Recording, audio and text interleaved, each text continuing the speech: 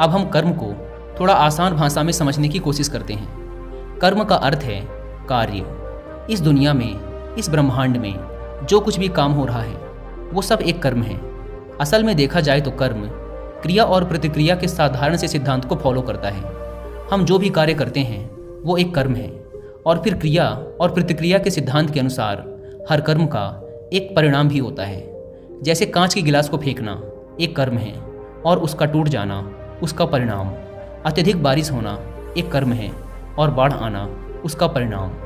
असल में परिणाम हमारे हित में होगा या अहित में, ये पूरी तरीके से हमारे द्वारा किए गए कार्य पर निर्भर करता है। ज़्यादातर लोग ये सोचते हैं कि ऊपर आसमान में कोई बैठा है जो निर्णय लेता है कि किसके जीवन में सुख देना है और किसके जीवन में दुख, जबकि असल में हमारे कर्म और फिर उनके द्वारा मिलने वाले परिणाम ही हमारे सुख और दुख को निर्धारित करते हैं। इसीलिए हमारी भारतीय परंपरा में ये कहा जाता है कि आप अपने भाग्य के निर्माता स्वयं हैं।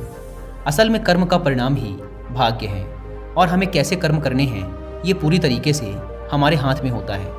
तो जब कोई अच्छा कर्म करता चला जाता है तो उसका भाग्य भी अच्छा होता चला जाता है। जैसे अगर दो बच्चे हैं और उसमें से एक बच्चा बचपन से ही नई चीज़ों को सीखने और जानने का प्रयास करता रहता है, वो हमेशा ही जो भी करता है उसमें अपना सर्वश्रेष्ठ देने की कोशिश करता है।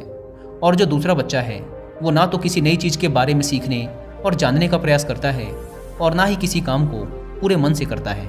तो समय बीतने के साथ वो पहला वाला बच्चा अपने जीवन में काफ़ी सफल इंसान बन जाता है, जबकि दूसरा बच्चा सालों बाद भी अपने जीवन में संघर्ष कर रहा होता है। अब यहाँ पहले बच्चे को देखकर दूसरा बच्चा बड़े ही आसानी से कह देगा कि उसकी तो किस्मत अच्छी थी, लेकिन नहीं, असल में उसके कर्म अच्छे थे, जिसके परिणाम स्वरूप उसकी किस्मत भी अच्छी होती चली गई।